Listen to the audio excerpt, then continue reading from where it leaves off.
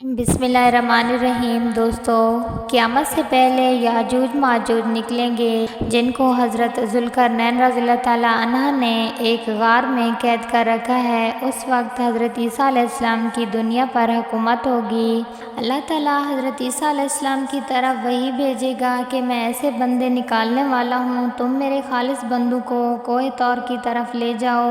حضرت عیسیٰ علیہ السلام سارے لوگوں کو کوہ طور پر لے جائیں گے۔ اس وقت یاجوج ماجوج نکلیں گے۔ اللہ تعالیٰ نے قرآن مجید میں فرمایا ہے، جب یاجوج ماجوج نکلیں گے وہ لوگ یافس بن نوح علیہ السلام کی اولاد سے ہیں۔ یہ لوگ بالکل وحشی اور جنگلی ہیں۔ جب یہ لوگ اپنے غاروں سے نکل کر تمام سبزیاں اور کھیتیاں کھا جاتے تھے، لوگ ان سے تنگ آ چکے تھے۔ یاجوج ماجوج کو ایک پہاڑ کے اندر بند کر دیا۔ اللہ تعالیٰ نے قرآن مجید میں ارشاد فرمایا، پیارے دوستو، دنیا میں کل 4 بادشاہ ایسے ہوئے جن کو پوری زمین کی پوری بادشاہی ملی۔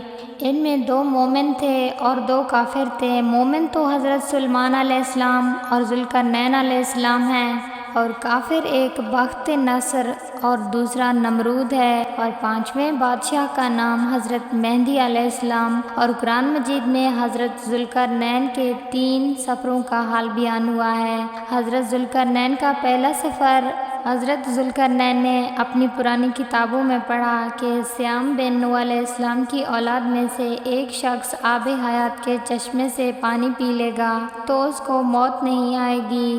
اس لیے حضرت ذوالقرنین نے مغرب کا سفر کیا۔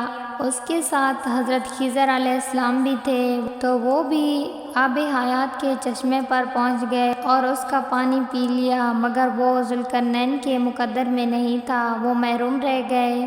اس سفر میں آپ جانب مغرب روانہ ہوئے۔ وہ سب منزلیں طے کر کے آپ ایک ایسے مقام پر پہنچے جہاں سورج غروب کے وقت ایسا نظر آیا، سمندر کے کالے پانی میں ڈوبتا ہوا نظر آیا، جہاں آپ کو ایسی قوم ملی جو جانوروں کی کھال پہنی ہوئی تھی اور ان کی غذا کا کوئی دوسرا سامان نہیں تھا۔ یہ قوم ناسک کہلائے گی۔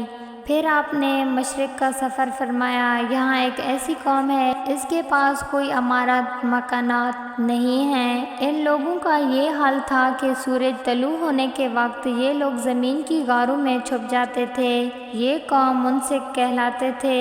حضرت ذوالقرنین نے لوگوں سے فریاد کی کہ آپ ہمیں یاجوج ماجوج کے شر سے بچائیں۔ ان لوگوں نے کچھ مال دینے کی بھی پیشکش کی، تو حضرت ذوالقرنین نے فرمایا، تمہارے مال کی کوئی ضرورت نہیں، اللہ نے مجھے سب کچھ دیا ہے، تم لوگ جسمانی محنت سے میری مدد کرو۔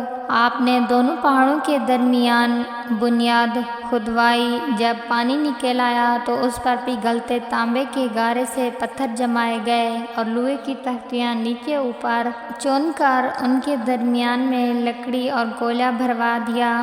اس طرح یہ دیوار پہاڑ کی بلندی تک اونچی کر دی گئی۔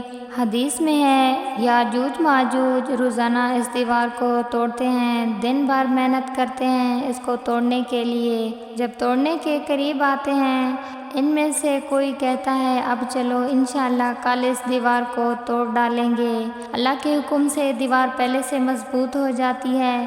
جب یہ لوگ باہر نکلیں گے، قیامت کا وقت قریب ہوگا اور یہ ہر طرف پھیل جائیں گے اور زمین پر آ کر فتنہ، فساد اور قتل و غارت کریں گے۔ قتل و غارت کرتے ہوئے قدس کے پہاڑ خمر میں پہنچیں گے تو کہیں گے، ہم نے زمین والوں کا تو صفایا کر دیا، اور پھر آسمان کی طرف تیر پھینکیں گے جن کو اللہ تعالیٰ خون آلود کر کے لوٹا دے گا۔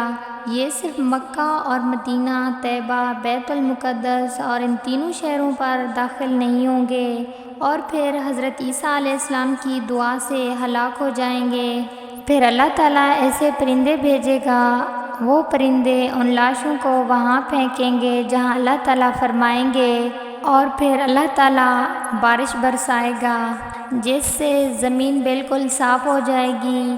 اس بارش کی وجہ سے زمین کی پیداوار میں بڑی ترقی ہوگی۔ ایک انار ایک جماعت کے لیے کافی ہوگا۔